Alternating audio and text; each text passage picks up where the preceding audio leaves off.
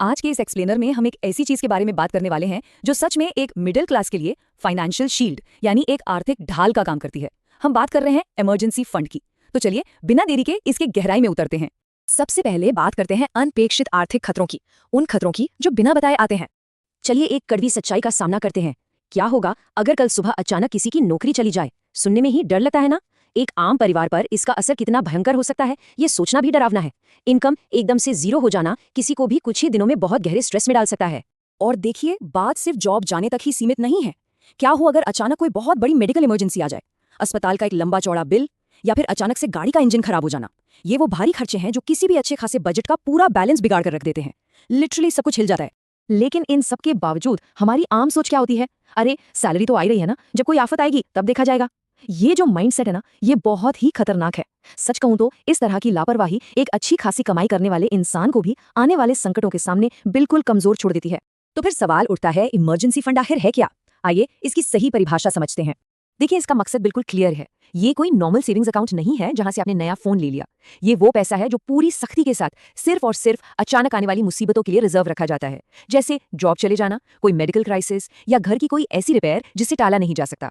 बाकी किसी चीज के लिए इस पैसे को नहीं छुआ जाता। इसको ना एक फायर एक्सटिंग्विशर यानी आग बुझाने वाले सिलेंडर की तरह सोचिए।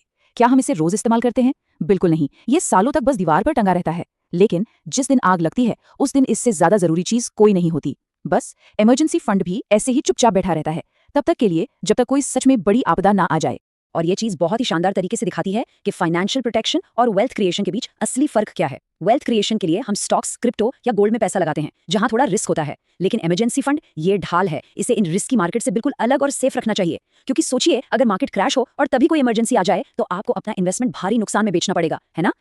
अब आगे बढ़ते हैं और बात करते हैं उन 5 बड़ी मिडिल क्लास गलतियों की जो किसी को भी आर्थिक रूप से डुबा सकती हैं। ये 5 ऐसी गलतियां हैं जो छोटी सी मुसीबत को तबाही में बदल सकती हैं। ध्यान से सुनिए। पहला, महीने की पूरी सैलरी खर्च कर देना। दूसरा, क्रेडिट कार्ड्स को अपना सेफ्टी नेट मान लेना। तीसरा, सारा पैसा शेयर बाजार जैसी वॉलेटाइल जगहों पर लगा देना। चौथा, हेल्थ इंश्योरेंस ना लेना। और पांचवा, जरूरत से बहुत कम सेविंग करना। ये ऐसी गलतियां हैं जो सीधे तौर पर बर्बादी को बुलावा देती हैं। लेकिन इन सब में से ना एक भूल सबसे ज्यादा खतरनाक है। अक्सर लोग सोचते हैं, अरे अगर कोई इमरजेंसी आई तो बस क्रेडिट कार्ड इस्तेमाल कर लेंगे। सुनने में कितना आसान लगता है, राइट? लेकिन कर्ज को लेकर ये माइंडसेट सच में एक बहुत बड़ी भूल है। सच्चाई यह है कि प्लास्टिक मनी कभी सुरक्षा कवच नहीं हो सकती। इमरजेंसी के टाइम क्रेडिट कार्ड पर निर्भर रहने का सीधा सा मतलब है खुद को एक बहुत ही हाई इंटरेस्ट वाले कर्ज के जाल में फंसा लेना। एक मुसीबत से बचने के लिए खुद को दूसरी लंबी आर्थिक परेशानी में डाल देना। ये किसी भी नजरिए से समझदारी नहीं है। तो अब समाधान की बात करते हैं। Calculating the required amount. आखिर कितना पैसा होना चाहिए इस फंड में? एक नंबर है जिसे आपको हमेशा याद रखना है, और वो है 6।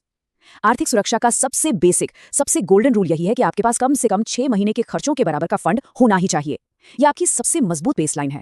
अब जो इसका गणित है ना, वो बहुत ही सिंपल और क्लियर है। अगर मान लीजिए हर महीने के खर्चे 20,000 रुपए हैं, तो उसको बस 6 से गुणा कर दीजिए। टारगेट निकल कर आता है 1,20,000 रुपए। ये वो एग्जैक्ट अमाउंट है जो एक मजबूत ढाल की तरह हमेशा आपके लिए रेडी रहना चाहिए। एक्चुअली इसमें एक छोटी सी बात और है। सबकी स्थिति एक जैसी नहीं होती।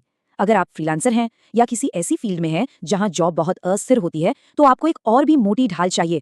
ऐसे हालात में 9 से 12 महीने तक के खर्चों का सेफ्टी नेट होना बिल्कुल जरूरी हो जाता है। अब अगला बड़ा सवाल, ये पैसा आखिर रखे कहां? इस पैसे के लिए सबसे सेफ और आसानी से मिलने वाले ऑप्शंस हैं सेविंग्स अकाउंट्स, फिक्स्ड डिपॉजिट यानी एफडी, या फिर लिक्विड म्यूचुअल फंड्स। हमेशा याद रखिए, इस पैसे का मकसद शेयर बाजार में हाई रिटर्न्स कमाना नहीं है। इसका एक ही काम है, सेफ रहना और बिना किसी रुकावट के ठीक उसी वक्त मिल जाना जब इसकी सबसे ज्यादा जरूरत हो। तो चलिए अब देखते हैं कि इस सुरक्षा कवच को आखिर बनाया कैसे जाए। शुरुआत कैसे करें? यहाँ एक बहुत ही सिंपल सा 20% का रूल है। इनकम जो भी हो उसका ठीक 20% हिस्सा डायरेक्टली इस इमरजेंसी फंड में जाना चाहिए। मतलब ये कि अपने शौक या बाकी खर्चे पूरे करने से पहले सबसे पहला पेमेंट इस प्रोटेक्शन फंड का होना चाहिए। No excuse. अब अगर ये गोल बहुत बड़ा लग रहा है तो इसको तोड़ लेते हैं। स्टेप 1, एकदम छोटी शुरुआत कीजिए, चाहे 1,000 या 5,000 रुपए से ही क्यों ना हो। स्टेप 2, धीरे धीरे इसको अपनी कुल आय के 20% तक ले जाने की कोशिश कीजिए। और स्टेप 3, जो सबसे इंपॉर्टेंट है, कंसिस्टेंसी। हर महीने बिना भूले इसे अलग रखना है। ये छोटी और लगातार आदतें ही एंड में गेम चेंजर साबित होती हैं। इस एक्सप्लेनर को एक बहुत ही पावरफुल थॉट के साथ खत्म करते हैं। अमीर लोग पैसा बनाने से पहले अपनी सुरक्षा पक्की करते हैं, जबकि मिडिल क्लास बिना किसी सुरक्षा के बड़े रिस्क ले लेता है। इस अंतर को समझना ही फाइनेंशियल फ्रीडम का पहला कदम है। तो जरा इस पर गौर कीजिएगा, क्या आज की ये झूठी आर्थिक शांति कल आने वाले किसी बड़े तूफान की आहट तो नहीं?